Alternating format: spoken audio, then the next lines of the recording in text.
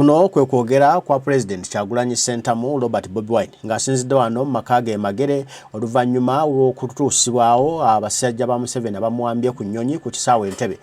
Kyagulanyi Ssentamu Robert Bobi Wine mu Makage tiyagasa ali mu kuvuga n'amasasi ate nga n'abasirikale bayigudde omunda mu kikomera naye banaagezezzaako bafulumya entatinta. Njagala otwegatteko tufune ebigambo by'omukulembeze ng'ayogerako eri eggwanga atuuye olugendo bwe lubadde laba bamuwambye ebiki ebimutuuseeko mu kamotoka ako mwe bamuddusiriza.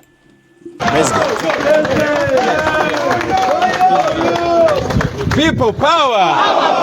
Our power. People power. NUP.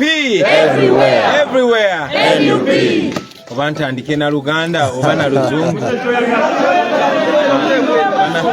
Banaye muzikirize amalobozi gaberi matonotono nsobola okwogera ne bannamawulire. Ntandike na lulimi ki? English first. English first. Yes. Yeah. Ne Luganda bade yerabide mukati. Ladies and gentlemen, thank you, members of the press.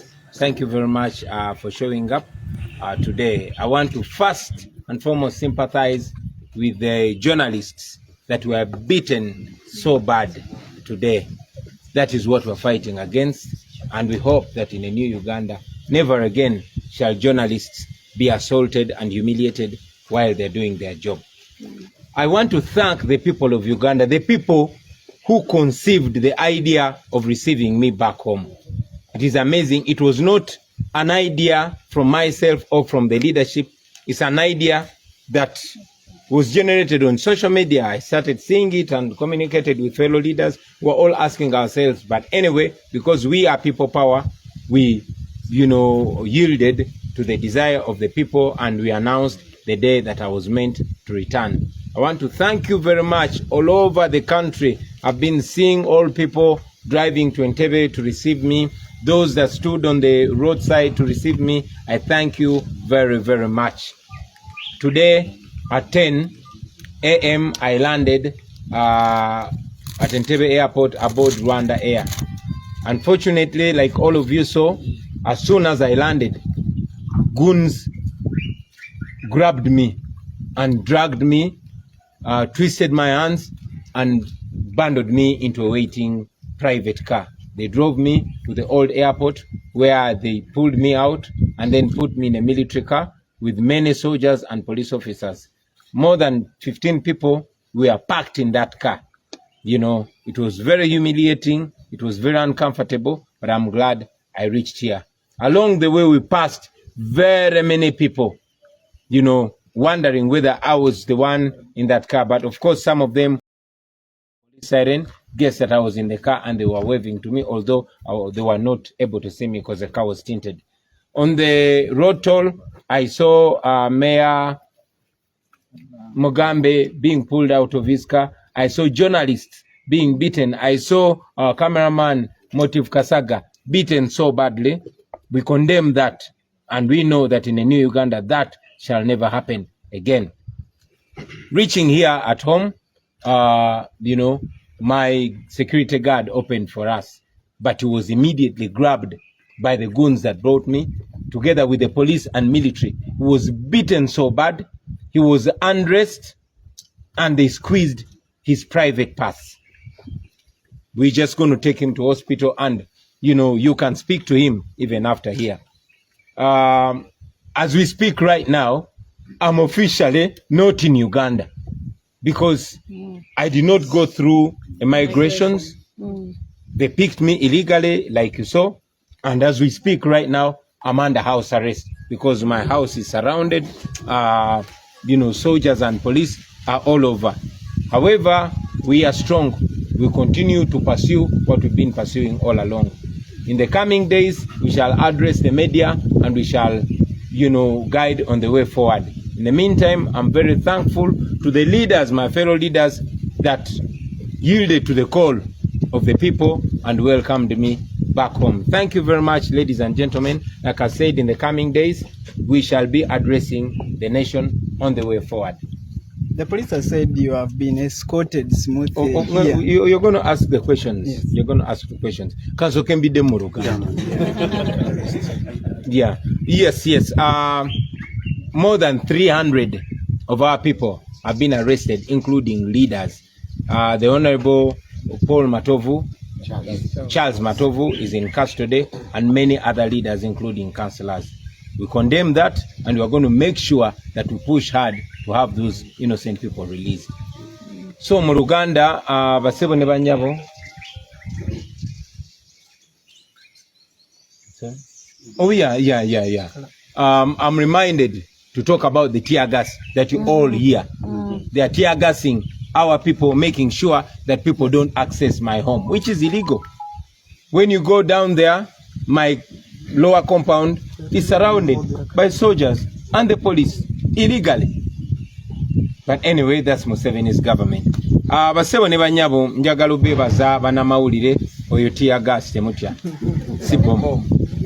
Njagala obebaza banamawulire olw'okubeera ano okwongerayo eddoboozi lyaffe. Muzikirize okusooka kwa byonna mbasaasire olw'okutulugunyizibwa n'okutyoboolebwa kwe mutuuseko olwaleero. Nabe banamawulire nga babakuba ne baasayasa zi kamera zaabwe. Omukubi waffe w'ebifaananyi gwe bayita Motive Kasaga bamukubye ne bamufuira pepper spray. Ekyo no tukivumirira. Naye bye tulwanyisa era bijja koma.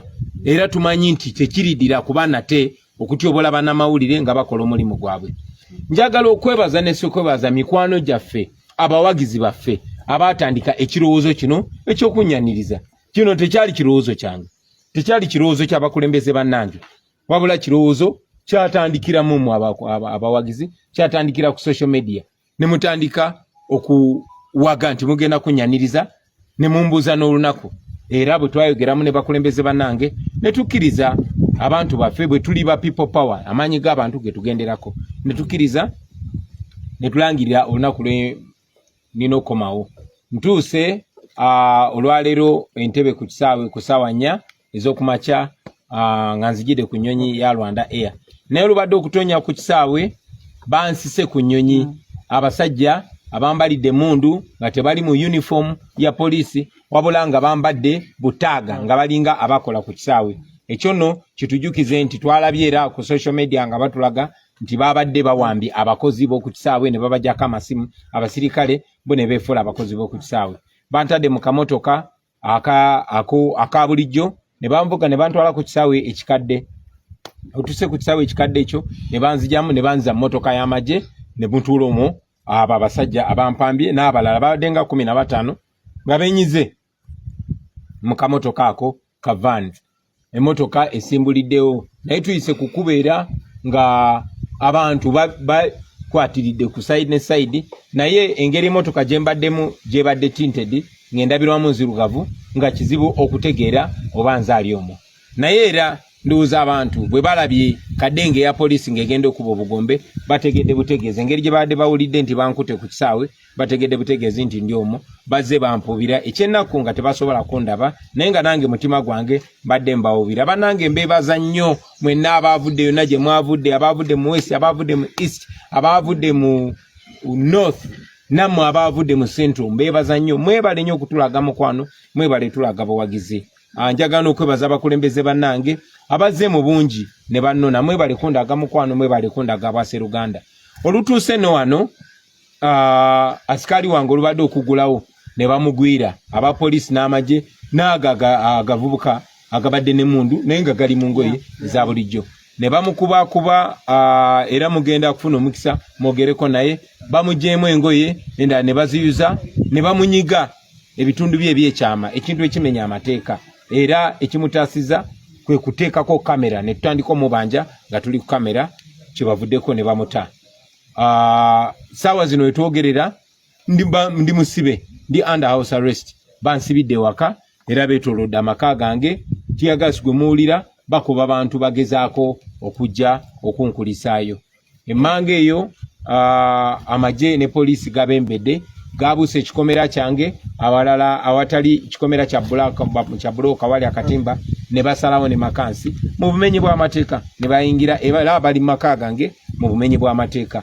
Bakulembeze bannaffe bangi nnyo babakutte abasukka mu 3 bamwe muli ne Honorable Charles Matovu ow'Ebusiro n'abalala bangi omuli ne bakansala. Ekyo nno tukivumirira.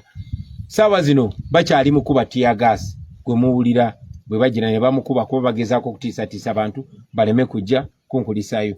Njagala okwongera okumaliza nga neebaza bannayuganda n'essekwebaza.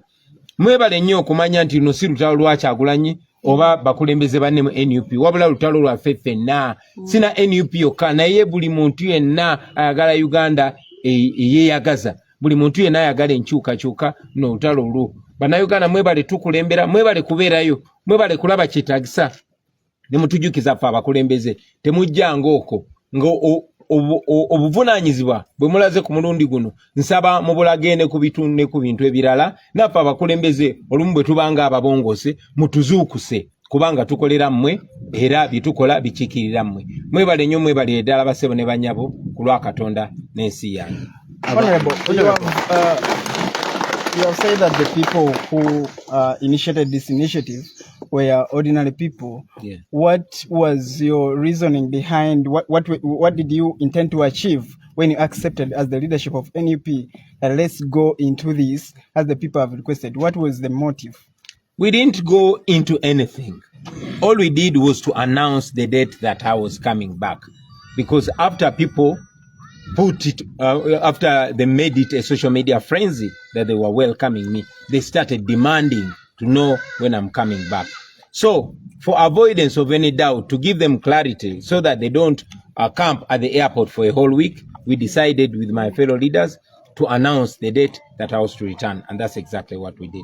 The police has said that it gave you a smooth escort from the airport to your home here, but we know since yesterday there are people who have been arrested. What are your plans as the leadership into this, from what happened since yesterday and up to now, and what do you make of police's statement that it was a smooth ride? Well, when people announced that they were going to welcome us, maybe the police also decided to give us a smooth welcome. Their smooth welcome included arresting more than 300 of our supporters and members. Their smooth welcome included grabbing me from the tarmac, like you saw. Their smooth welcome included denying me my right to travel the way I want and to respect my programs, because I was not supposed to address the media from here. I was supposed to address the media from Kamocha, our current headquarters, which is right now under siege by police and the military. That smooth welcome included beating up my guard and besieging my home. That smooth welcome is still including tear gas, as you can hear, and, putting me under house arrest. We don't thank them for that so-called smooth welcome. We did not ask for that, and we demand that they leave my house immediately. Well, it has been almost 2 weeks since you left Uganda, and the police had banned. Police had banned the rallies that were moving around the country, and it has been almost 2 weeks since it was stopped. And when you went there, what happens when you go outside Uganda on behalf of NUP and on behalf of the cause that you are dealing with in Uganda? First of all, they are scared. They are scared, they are panicking, because they know they are criminals and they know their days are numbered. What do I go to do when I leave the country, when I go outside Uganda? I go to destroy Museveni and his regime. Our daily duty is to make sure we make the fall of Museveni as quick as possible. So we go there to call upon all those people in the West that are supporting Museveni to tell them to stop sponsoring operation here in Uganda. Thank you. Honorable, engeri gye bayisizaamu abantu n'engeri gye bayisizaamu abakulembeze sako n'omukuumadde ne asikali okutwaliza awamu. Olowooza singa kino kigenda mu maaso sikagendererako okulabika nti batiisatiisa abantu n'okubakyayo okuwagira ekibiina n'okwongera okweraliikirira nti singa mpagira Kyagulanyi bino biyinza okuntuukako. Bamaze emyaka egisukka mu 5 nga bagezaako tutiisatiisa naye tufaanana nga abatidde. Baatuwamba Arua, basse bannaffe, bampamba ku kisaawe bwe nakomawo okuva Amerika okufuna obujjanjabi. Bannaffe bangi babawambye tetunaba kuddamu balaba.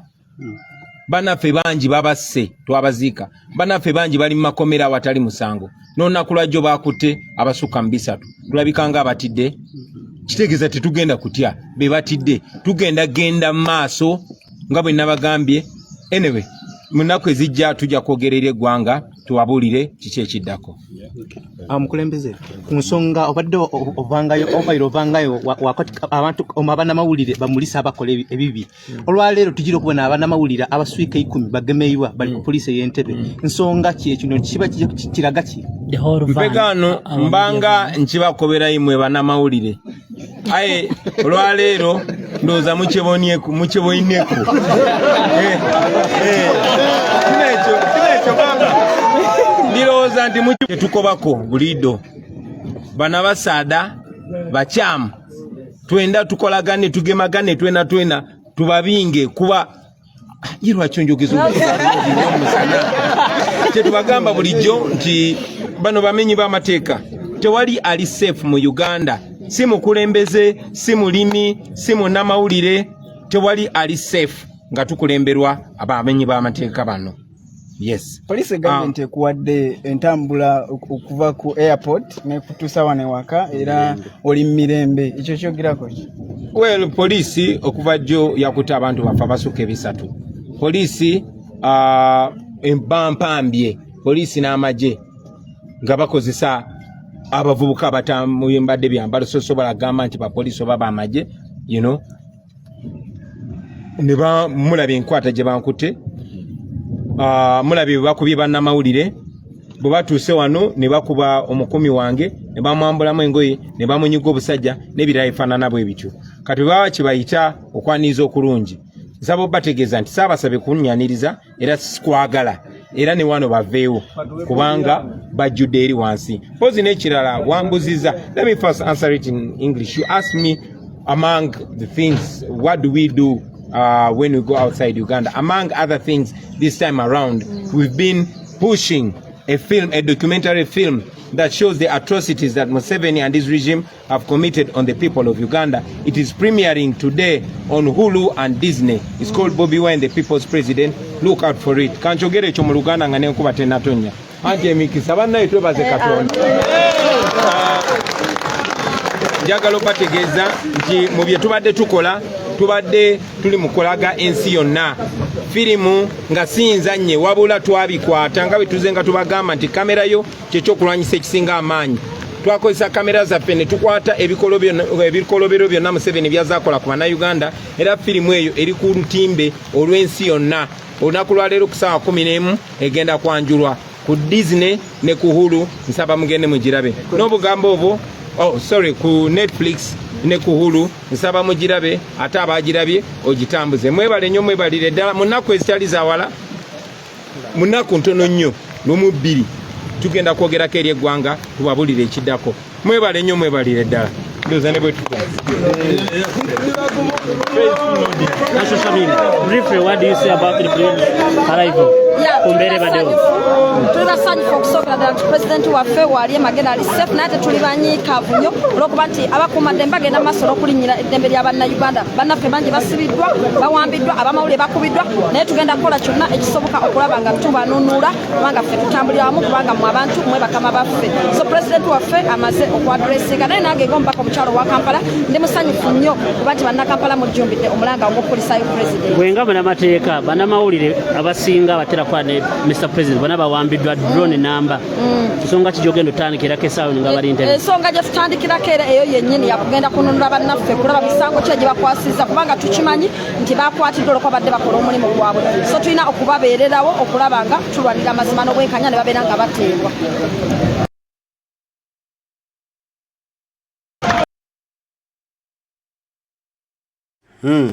Ebigambo by'omukulembeze Kyagulanyi Ssentamu Robert Bobi Wine yebyo obubaka butuuse bulungi. Ayogeddeko eri bannansi, ayogeddeko eri abantu kati muli muntu noza mugumye omukulembeze ebigambo abyogedde abituwadde bulungi.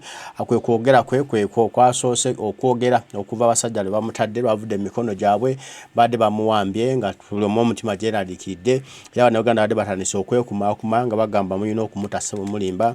Naye atugambye nti bamugye wali ne bamutwala ku kisaawe ekikadde ekyennyonyi eyo gye bamukyusiriza bamuyize motoka namuteka mu motoka endala ey'amagye ate motoka y'amagye ne bamuvuga bubi nnyo paka bamutuusiza amakage mageri muno bazze beenyizeemu abantu basobe 10 naye agamba no matter what kasita Bannayuganda mutaddewo embeera Mwai Museveni mwongedde okufungula akatengo ke mwongedde okulaga ensi nti ate ono mutiitiizi mulwadde kale ebigambo by'omukulembeze bituuse bulungi saagala birandagamu nnyo bibadde self explanatory ensonga azitotodde azinnyonnyodde bulungi era nga zitegeerekeka buli kimu akyogeddeko bulungi akikonyeko bulungi Omukama Katonda nze gwe nsaba abankuumire tujja kuba tuddamu twogere ebigambo naye agambye agenda kulangirira program maaso awo katuyinire program ze ziddako eno tebadde program ya kibiina bwe badde yange yo y'Abannayuganda abadde basalawo okumwaniriza so akatengo Mwai Museveni tukamwanise n'akalaga nti ataatiitira nnyo n'okusinga ekirala Omukama Katonda abakuume tujja kuba tuddamu tugambe